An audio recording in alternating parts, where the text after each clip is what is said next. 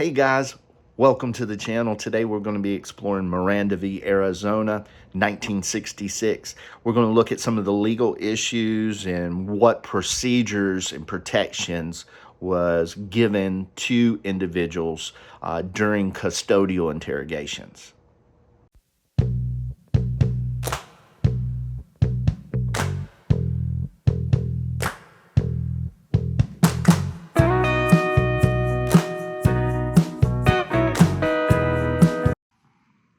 Welcome back, guys. Today we're talking about Miranda v. Arizona. Now, in this case, we had Ernesto Miranda, who had been taken into a local police department for questioning on two criminal offenses.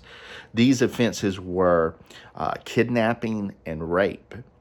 Now, both the kidnapping and a rape offenses, Ernesto would wind up confessing both verbally and in written form.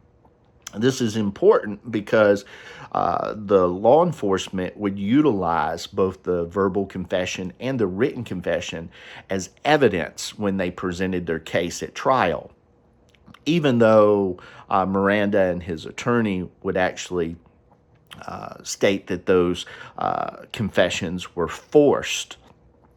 Now, the court would find Miranda guilty and he would be sentenced to prison. However, Miranda would appeal this case all the way up to the Arizona Supreme Court. Now, the thing about it is once it got to Arizona Supreme Court, they reviewed the case and actually agreed or affirmed with the lower court's ruling. Now, Miranda would appeal to the Supreme Court under the legal argument or the legal question as to whether or not the Fifth Amendment's right to self-incrimination must be notified or giving to individuals prior to any interrogation, any questioning. Now, in a 5-4 court ruling, the justices actually sided with Miranda. You have to remember that this is during the Warren Court period. We also had a lot of other cases in which individual protections and safeguards were actually established during this time period. Now, what happened because of this?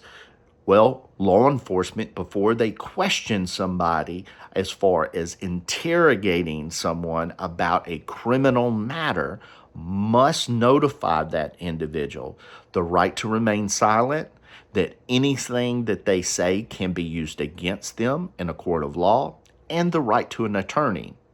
Now, even if they cannot afford an attorney, one would be appointed to them. So it added also that indigent status to that, bringing over the Sixth Amendment into the questioning process.